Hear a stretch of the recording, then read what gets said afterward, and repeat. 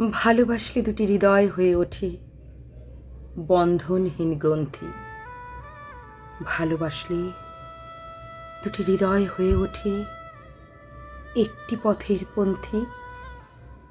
ভালোবাসলে সব চাওয়া পাওয়া মিশে হয় অমোঘ ঋদ্ধ।